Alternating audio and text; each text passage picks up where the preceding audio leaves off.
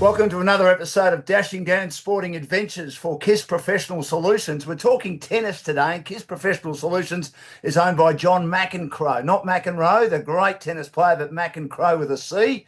And you can get John and his team on 1300 KISS PS 547777 or on the website www.kissps.com.au. And we're the largest small business in Melbourne, Sydney, Gippsland, Shepparton and Albury. They're based in Melbourne at Carrum Downs. And Albury, they're able to service Wagga as well. They offer business phone systems, NBN services, CCTV and security systems. Peter Johnston is my guest, and he's a well-known tennis promoter, tournament director.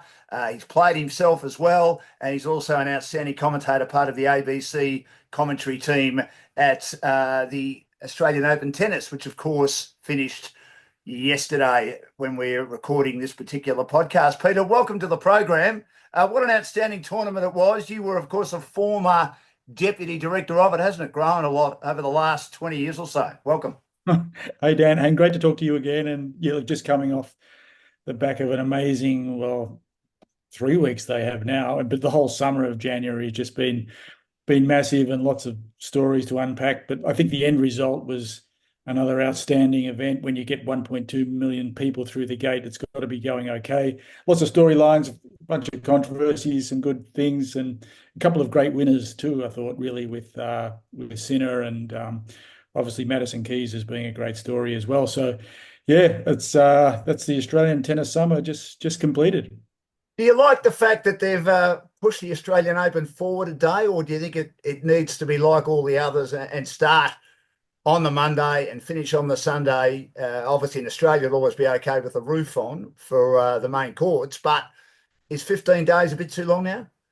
Well, I'm still always a fan of keeping it at the 2 weeks. I think, but it's a little bit depending on what hat you wear. I mean, clearly, if you're sitting in Tennis Australia's boardroom or whatever, there'll be more, more revenue to be created with the extra day. You get an extra weekend day, so the advantages are there.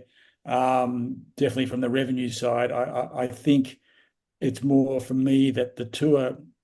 It's what happens to the tournaments the week before, because you've got Adelaide, ATP and WTA events. You've got Auckland. You've got Hobart women's. The Kooyong Classic's normally one I do, which we'll postpone this year, but we're back on next year. So once you start getting into Sunday, you're then leaking into that week where it means that really the finals of those events should be potentially even on the Friday. And that's therefore doesn't give them their full moment in the sun, because the week before there was already events which were finishing, like I did Hong Kong this year, which finished on the Sunday.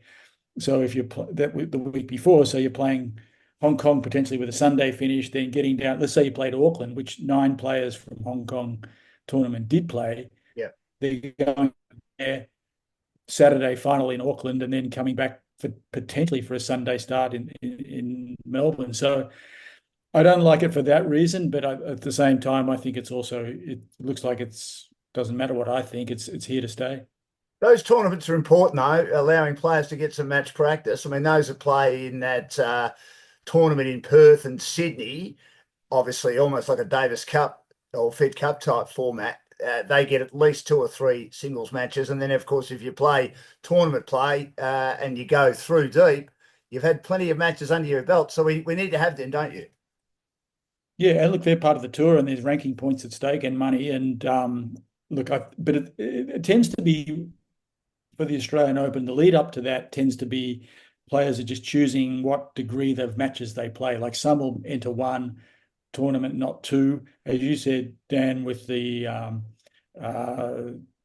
first week of the year, which is United Cup. There's a minimum of 2 matches, 2 singles matches. So players go in there knowing that they're getting 2 matches, and then that's at least. So they may choose not to play any tournament the week before, because if you play the week before, say in Adelaide, Hobart, or Auckland, you'll be playing 5 matches that week if you win it. So a lot of them, and you do see a few retirements along the way, because they're looking to just be cherry ripe for day 1 of the Australian Open. So that's kind of where I feel like those tournaments still need that little more protection in the lead up to the Australian Open. I reckon, and I know this is a big call, and I've been knowing Peter to make big calls throughout my broadcasting career, my long broadcasting career. I think it'll take something special to knock Maddison Keys off as the sporting highlight of the year. When you consider where she's come from, she's played in just one previous Grand Slam final. It was the US Open back in 2017. And she had to beat some darn good players along the way and was probably underdog in most of those matches. And look, Goldman, I got out of my car listening to you guys on the ABC at Love 30 on serve and then just reeled off winner after winner after winner and won that final against Sabalenka. I mean, what a great story that is. Yeah, look, it may be it'll be hard to beat the story, Dan. It's early in the year. That's why I think it's a big call from you. But I just think it was actually quite an incredible performance, and you rightly portrayed it because not only did she win that one, which was stunning in itself in the final when she it was 5-all in the third, and she was down love 30 against Sabalenka coming at her, and she hit 6 cold winners to win, but the four to win that game, and then the first 2 points of the Sabalenka serve, and then ran it out after Sabalenka saved 1 match point. But it was extraordinary just that she had that self-belief. And then the story itself, as you allude to, is that she was 2017 was the last time she was in a Grand Slam final. Probably was the favourite in that against Sloane Stephens. So then it's a long time where she's been a regular top 10, but hasn't reached the hasn't won a Grand Slam. And then I think the other part of it has been she's popular, she's charismatic, and she's American. I think it's great for the tours and for tennis generally when an American does well. That's global news. It's a big tennis market for TV, players, sponsors. So, and that's on the back of Coco Gauff winning US Open last year and the WTA finals. So suddenly America's had this great run in Grand Slams. But I think it's a great result for her, and the way she went about it, the class she showed. She just got married late last year. She won Adelaide coming in, which was a really tough tournament. So it was just feel good all around. And plus, you said she had to beat everyone. She had to beat Swiatek in the round before. She saved match points there. She beat Rabuckanas. She'd beaten Svitolina. This was just a brutal draw she had. So to come through just was extraordinary. And the 19th seed as well. I mean, she was fearless, wasn't she? Even on that match point that Swiatek had, she was fearless. She just kept going for her shots. She just had this self-belief. Did you think she had one in her to win a Grand Slam? And do you think this might be the start of winning a couple for her as she approaches 30?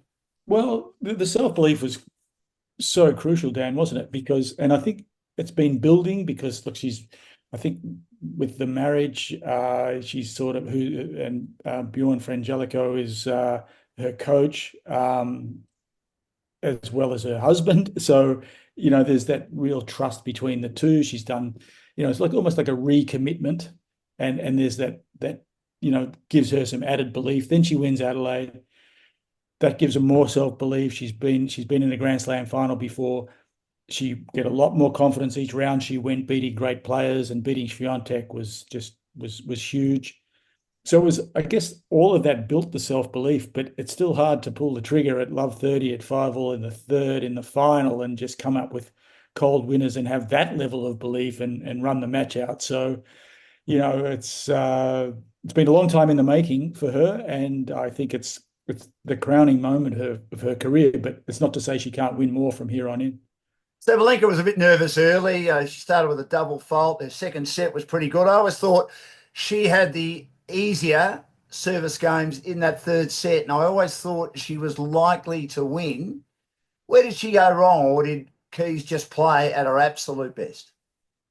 Look, she did start slowly. Yeah, it was 2 double faults in that first service game, and over the years, like probably 4 years ago, Sabalenka's second serve was really there was a question mark over it, and she overcame that. But I guess when you do a couple of doubles in the first game of a final, it's a little something in that back of the head might remind you of dark days past. And I think she lost that first set pretty quickly, but I think, as you said, she started to she won the second fairly convincingly and looked like the favourite to take the third. But I think that's where Keys just stayed with her all the time, and she was never able to quite break away, Sabalenka. And then, but it was really the extraordinary level that she lifted at 5 all that I think almost shocked Sabalenka actually. And look, I guess the proof was after the match, because it all happened so quickly those last two games, and I'm sure Sabalenka thought, well, I'm going into the tiebreaker here, and then so she lost, and then she had a little bit of like she smashed a racket and then went off the court for a little while. But I think that was very much to compose herself and digest what had happened. That was interesting because I thought, well, she has to come back. She had what, 5 or 6 minutes, didn't she? I mean, you're right. I mean, she was cool, calm, and collected. If you noticed, and I haven't, being a journalist, noticed maybe the negative things, Peter, that she didn't clap initially when they clapped for Maddison after she won the tournament when Todd Woodbridge introduced everyone. But then you're right, she composed herself. So she got herself back on track. But I suppose she was just shocked because she was that close to achieving something that hadn't been achieved since Hingis when she won three in a row. A long, long Yeah, time ago and now. yeah, and look, these players, it's an individual sport and they're human beings, and probably it all happened so quickly. And as you said, like a massive. If she'd won and three in a row, that was massive. So there's so much you have to deal with in a short space of time, and you're on the global stage, and then you've gone from thinking 5 minutes ago that you could be getting ready, you're gearing up to play a tiebreaker if you win two more points, to then, or even winning the match from if she'd broken from love 30 in the game before, and then you've lost, and you've got to digest all that, and you've got to be fronting up to do a presentation. There's a lot to do, and I think probably good on her for probably having the foresight to actually, she smashed the racket straight away, but then to walk off to sort of think, hey, look, I've got to prepare myself for this next bit, which is actually, performing again through the trophy ceremony, which she ultimately handled pretty well. Did she get permission, do you think, to go off the court? Because I've never seen it happen before after or after a match has ended, a final before a presentation. First time I've ever seen Yeah, it happen. That's why I thought, is she going to come back? She has to come back. yeah. Well, it was a bit. She just went off. I don't know if you even. It's so rare. I haven't seen it either that you'd actually even ask for permission. The racket, the smash racket, was before she went off, and that's subject to a fine, which Yeah. she'll receive. But it was also interesting. I was watching it from home, and on the Channel 9 broadcast, they went away from. They showed her just walking down the corridor, but then we didn't see it. They showed highlights from the match, and we didn't see her again until the trophy ceremony took place. But I was actually wondering, gee, I wonder where she is. So, and that's where I think actually I kind of wish they'd stayed on, so you did follow it right through and to see what had happened. But ultimately, I do think it was all about resetting her own self mentally and composing, and it's understandable in an individual sport with that pressure.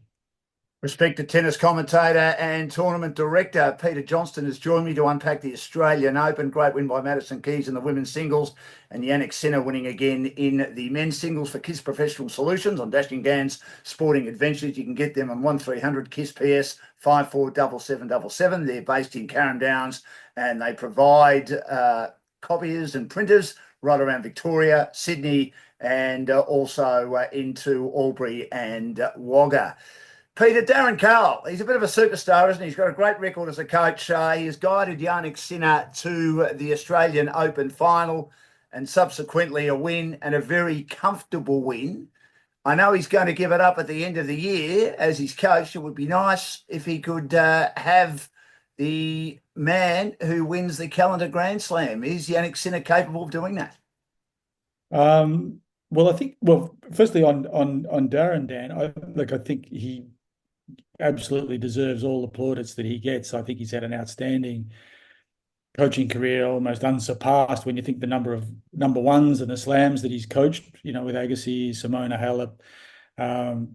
This charge that he's got in Jannick Sinna is extraordinary. Like these are great great highlights in his career, and he's very humble the way he goes about it, and so hats off to him for his efforts with Sinner, and of course he has said that this will be his last year, which is, if he actually does keep coaching after that, I think he'll be the highest, most in demand coach that's in waiting on the tour. But that's with Darren. But I think with Sinner and the Slam, yeah, look, it's a chance. I mean, he's the only one who can win it now because he's won the Australian Open. But I think when you get into the other surfaces, I think he's dominating on hard courts, no question. He's a standout number one. The grass can be even more tricky, and I do think Alcaraz, who I still think is actually the biggest star in the game too. 4 Grand Slams at 21, the Australian Open, the only one he hasn't won. I think he's just amazing on grass, and would be really hard to stop there. And Novak still, won 7 Wimbledons, and there's a few other smokies that kick in at Wimbledon. And the clay courts, there's a lot of players that are great on clay, and Sinner's, he's absolutely going to come in there probably as the favourite. But I think those two are harder for him, Dan. And the US Open being on hardcourt, I think he's just totally dominating on hardcourt. No one can touch him at the moment. But that's the beauty of the calendar Grand Slam, is it's those 3 surfaces, and it's a long year. And the other part of this year is, of course, will he be playing all the time, because he's still got this WADA case coming up in April, which I think there's a fair chance that he actually has to sit off for some time based on how WADA will approach it. So you're comfortable about him playing? Obviously, the governing body of the sport allowed him to play, even though he's got this WADA investigation hanging over his head. Do you think that there would be some players and their entourage that would be uncomfortable about that he should have sat out until the WADA investigation was complete? Well, I'm personally comfortable, and I think it's because I'm in the industry, but I do believe in the processes and the integrity part of the governance of the sport, and what process they went through with his particular case. So that's fine, and I think sure there'll be some people that aren't fine, but I think that's just, you can't please everybody. But the other part of it, though, I think, Dan, is WADA take a different view, because WADA are always about zero tolerance. And in the findings with Jannick Sinna were that he actually, that there was the presence of the substance in his system, albeit a billionth of a nothing, and it was inadvertent. So, but he's WADA, from what I've seen, and you'll know better across all sports, but they seem to take the view of, okay, it was in your system, so you're going to do time, regardless of how it got there. So I do think that's going to impact his schedule this year. I don't know for what period did he get rubbed out, or if he will, but I'm pretty sure he will get rubbed out for a period. There's no grey with WADA, obviously. It's black or white, which I suppose at the end of the day that they have to be. We're here on Dashing Down Sporting Adventures talking about the Australian Open with Peter Johnston for KISS Professional Solutions. Now, you were lucky enough to call the match of the tournament. I think it would have been fitting if it went 5, Peter, and it went the tiebreak as well. Alcaraz and Djokovic. Djokovic probably had one more shot left in his locker. He managed to win it, but it probably caused, so much damage to his body that he couldn't finish the semi-final against Zverev. Definitely the match of the tournament for me, Dan, and I think most people would agree. It was just toe-to-toe, heavy hitting, locked down by Novak. Smart play from Novak. Alcaraz kept coming at him.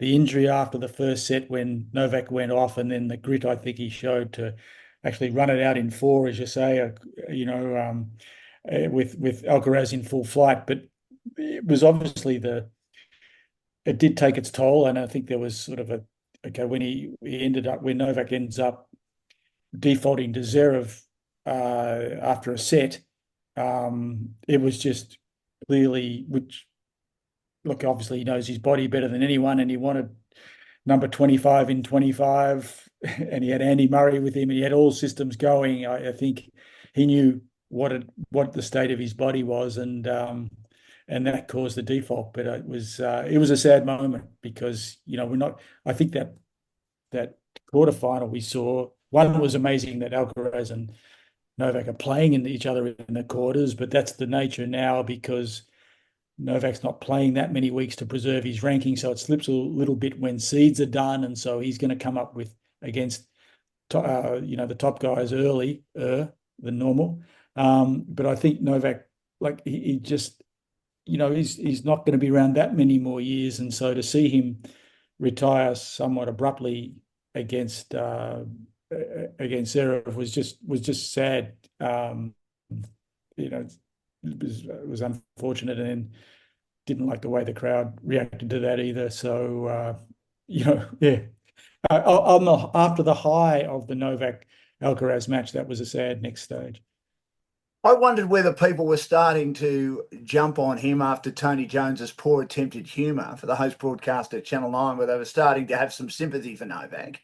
But again, I mean, if you're injured, you're injured. I wondered whether he should have done what Rafa did, Peter, and that is when Rafa used to get injured at a couple of Australian Opens in particular, he would just swing from the bootlaces, knowing that he could hardly move, but he still had that great forehand, that he could still produce some winners, even though he's going to get beaten, at least play the match out. I thought Novak might have done that, but obviously the injury was too severe for him. Well, yeah, but Dan, I do think to some degree, he did that against Alcaraz. Like he gave that match everything, and clearly the injury that he got at the end of the first set was the injury that cost him in against Alcaraz. So I think it was almost like do or die against Alcaraz, and then hopefully I can come up for air and get this done.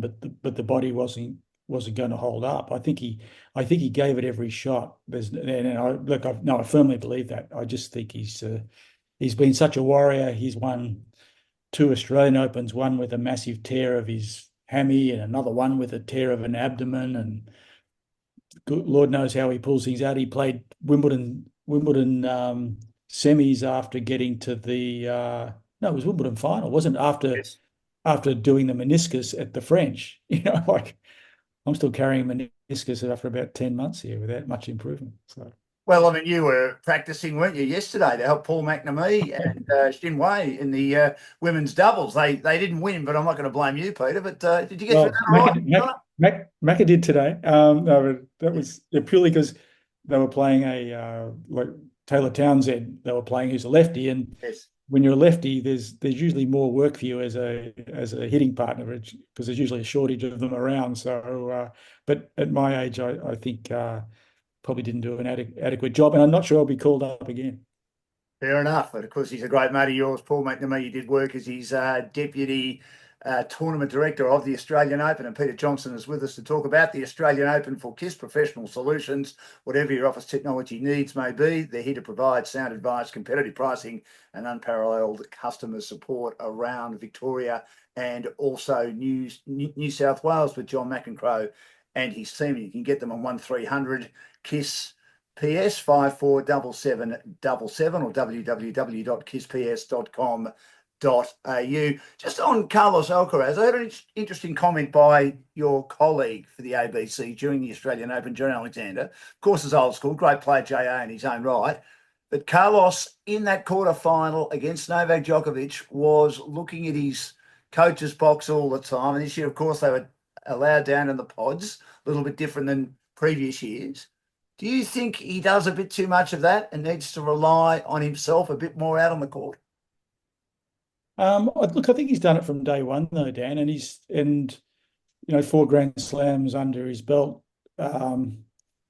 It's hard to find any fault in that, and I think it's a team that's one of the great teams, with Ferrero, and there's no weaknesses in his team, and it's very much like the Spanish guys too. They're a real fraternity, and they stay close, and they don't necessarily need to socialize with every single person on the tour. And so I think it gets down to players finding their own bubble, and then there is a lot of interaction, and you're encouraged to do that more now with these pods beside the court. So that's not for me, that's not an issue for him. I think he probably he played a little looser than he probably has played. Like he was a little streaky against Novak.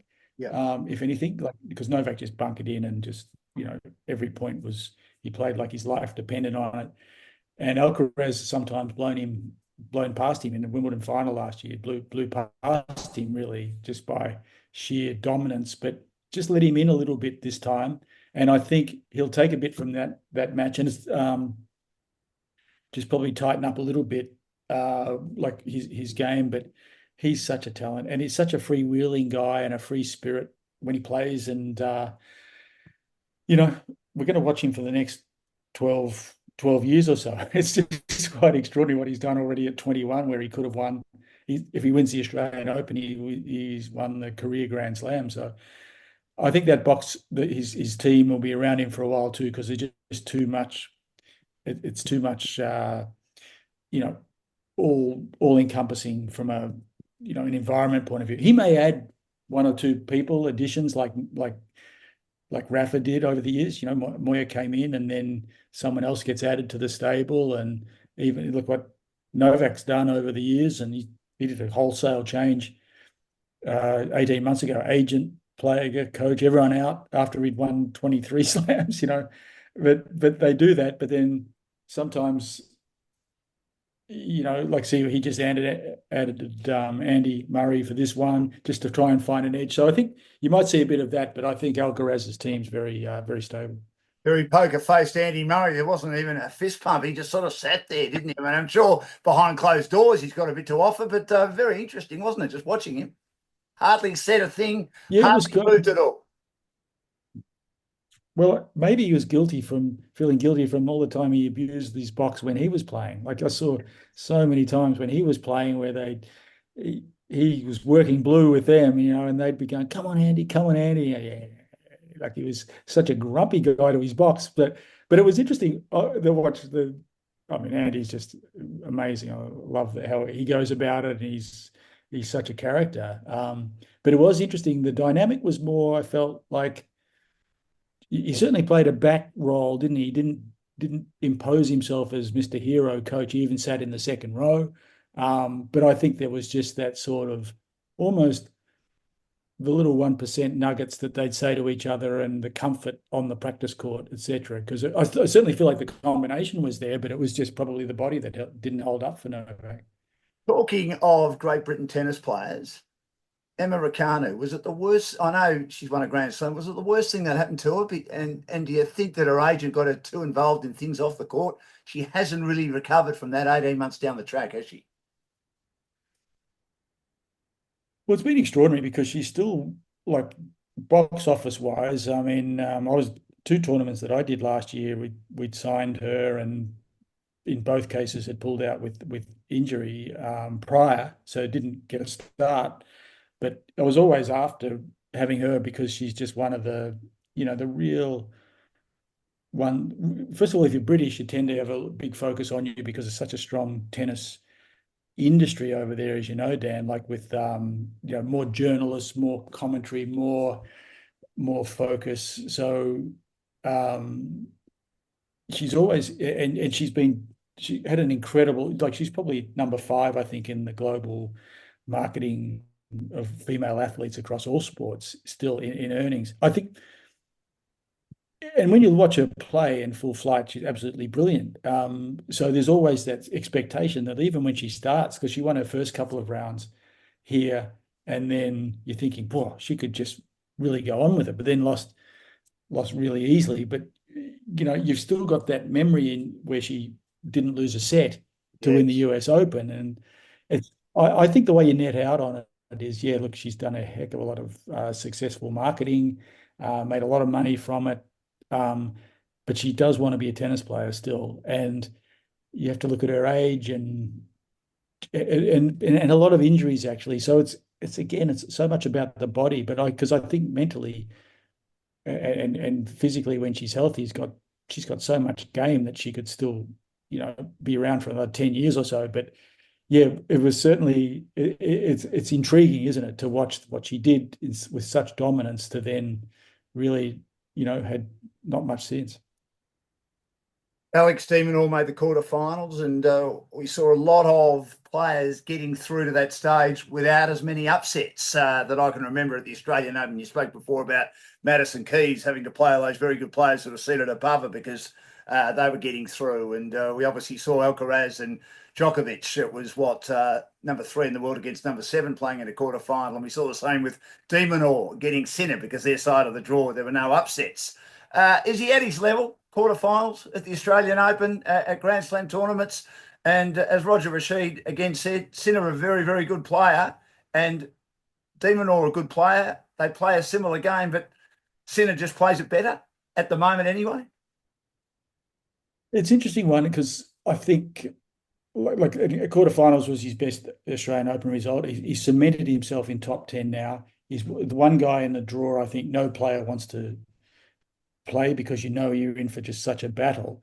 But with it, what I guess we're focusing on is winning slams potentially, and Sinner's definitely got his number by so far. I was able to watch that match in the stadium, not far from the centre court, and gee, it was just a dominating effort from Sinner, which Demon never had one look in for the whole match and had played well in the lead up. So you know that a few things, I guess what I'd say, Dan, is a few things have to go.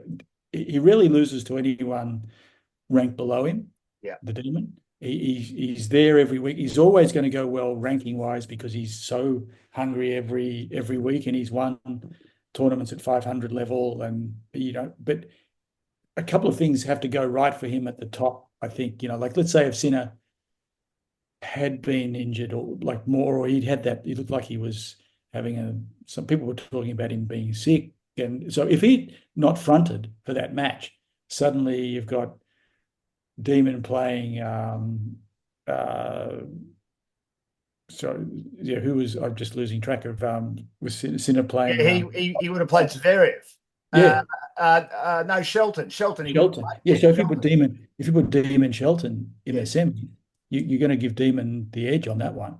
And then he's in the final and he's playing Zverev, who he does find difficult, but would match up okay, and hometown. So he's not going to be far away. And I do think, Dan, Wimbledon is good for him because he's one of the great returners of the game, and he can really move forward and volley. So, and he's not afraid of grass because he's played on it more than many others. So there's not much. There's only a few things at the very top. If they weren't there, he's right there. But at the moment, a couple of those spots, like say, like with Sinner, they're roadblocks, that's for sure. But he's always working on his game. Got a good team around him. Doesn't do much wrong publicly either. He's just what a delight, what an ambassador. He's engaged now to Katie Bolter, who's one of the most popular women on the tour, and it's just all good news. Like he's actually a story to really embrace. You talked before about the Americans, Peter, and Peter Johnston has joined me in Dashing Gans Sporting Adventures to talk about the Australian Open, an outstanding tournament once again, record crowds, and we're here for KISS Professional Solutions. You can get them on their website, www.kissps.com.au. About the Americans, and in the men's side of the draw, Ben Shelton got to a semi-final. He wasn't happy with some of the questions he got from the journalists, but you're going to get some silly questions. We are journalists. We don't all ask good questions all the time, but he had a pretty good tournament, didn't he? Has he got a Grand Slam in him? Taylor Fritz, I think. Ben Shelton. Shelton. I'm sorry. Yeah. Sorry. Yeah. Well, Shelton. Oh, he's got a massive game, and he's still so raw. I mean, it's only, was it last year or the year before now? But he got to the quarters of the Australian Open, but he had to get a passport to even come here. Like that was bizarre to me that you could be so seasoned, go so deep in a slam, and you haven't left America. Like so, it gives you an idea. And he was a college guy, which there's so many coming out of college now, which is a good foundation. Big time player, loves the big occasion, massive serve. So, he has to be a contender, Dan, just from how good he is with so little tennis. He's box office too, like he's in pretty high demand around the world as a marquee player, if you like.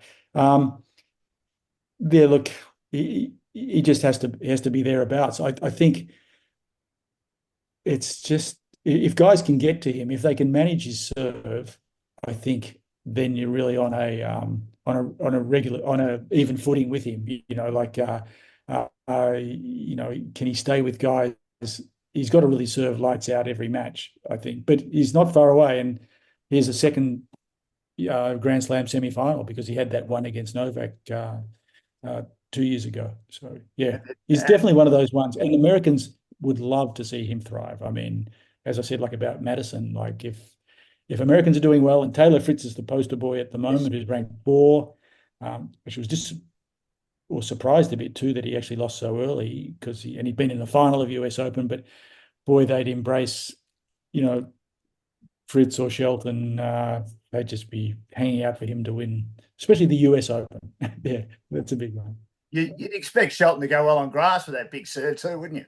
Well, you would, but I still think sometimes the grass is underestimated a bit on return of serves. That's why I'm throwing Demon into that conversation. I mean, look, you could throw Kyrgios in for the serve reason, and the serve's probably the bigger reason than the returning, but I'm just not sure. I haven't seen enough of Shelton playing on grass to see how well he returns. That's all. I think you got to be able to be a great returner to win Wimbledon.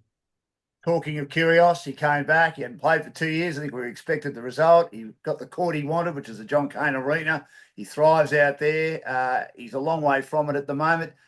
Have we seen the best for him? The best from him, and we know too that he's got a lot of other interests as well. So maybe he's concentrating more on that, especially his media interests, which he's very good at, Peter.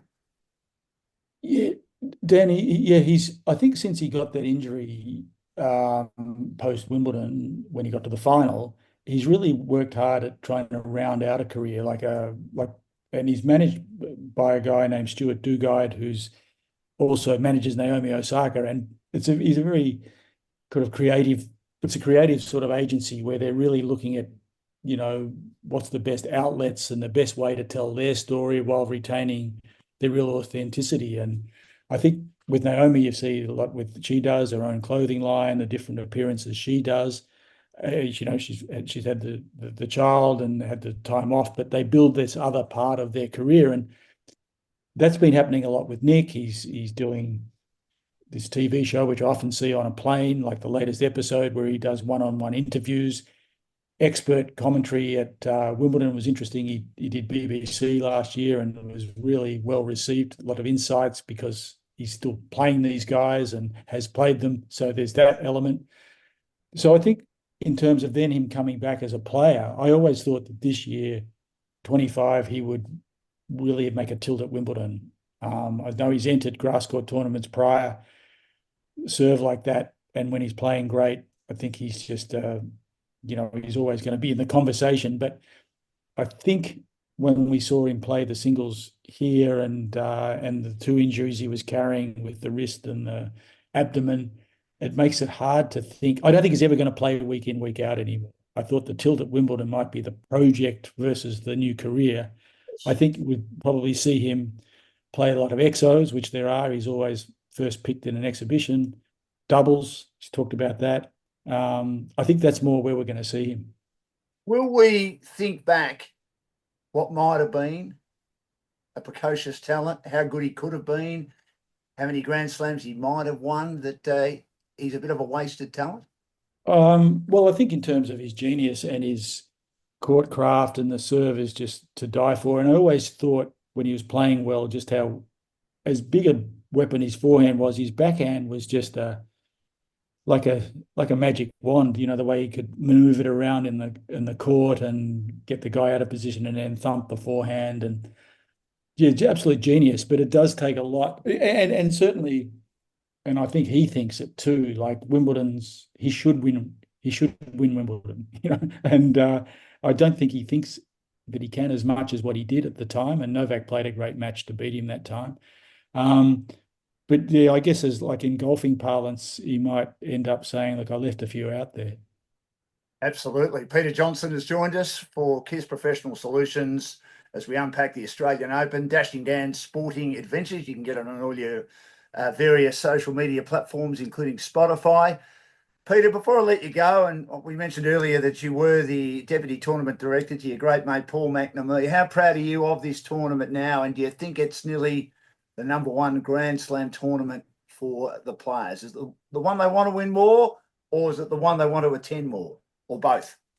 Well, it's just extraordinary what the growth of it, 1.2 million people this year, building on, over 1 million last year, the numbers, the sponsors on board, the corporate hospitality, the international visitors, all the metrics are massive. I think it's just it's as much as a festival or an event as it is a tournament. That's more become the DNA, if you like, of the Australian Open. Wimbledon, they've all got their personalities, and tournaments have to establish their personality. And Wimbledon's, the tradition, the obvious tradition. Roland Garros is more the style. Typical French. You love to get that first baguette down when you get over there into the under Philippe Chatrier. You know what I mean? But then in New York with its kind of brashness, etc. But we're I think very much an event, a celebration. It's the summer here when it's the winter in the Northern Hemisphere, so we get a lot of international visitors. But I think we're known for how we treat the players more so than any other slam. And I think from that, like say a player, you just press the button on your app and you've got transport picking you up. You've got unbelievable food. The money's good. You're playing in front of big crowds, and you're treated really well. I think that the trick at the moment is probably to cope with and absorb this huge extra number of people and all the festival element, and still retain the player focus and the player feel. Like we've talked this whole time about the tennis side of it. There's a lot of people that would have gone to the Australian Open and not seen a ball hit, actually. Like that's kind of a bit like when I go to the Melbourne Cup. I don't get that close to the horse race. I lose some money, but I haven't absorbed the whole each race, if you like. So it's the challenges that it has is to continue the growth and keep the player experience. But I think they're managing that well, and it's competitive, but around the world. But I think it's got a firm spot in the global sporting calendar for a long time to come. And of course, the ground pass, which you were involved with Paul McNamee, the introduction of that ingenious invention, Peter, an ingenious invention.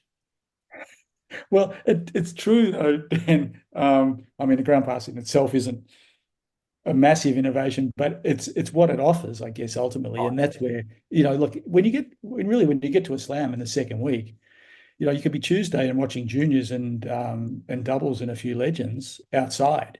So your ground pass, to retain its value, that's where they've thrown in like the bar court and the music going, and there's a million activities and 1,000 places to eat, and it's all expensive too. I mean, it's $10 to buy a used ball. I mean, that's not too cheap, but it's kind of you're there you're there to be there. You're there to be seen. There's people photographing them. So it's a whole different thing. It's not the Australian Open of bring your thermos and your cut sandwiches and we'll sit and we'll watch some gentle tennis. Those days aren't there anymore. You obviously enjoyed the commentary. You love doing it. You're very good at it. Now you've got to concentrate on the next part of the tennis year for you, and that is some tournaments in Asia. How are you enjoying that? Being tournament director, you've got a big one in China and a couple in Hong Kong. And as you said to me before, the sport is still at its infancy in that part of the world. Such a big population.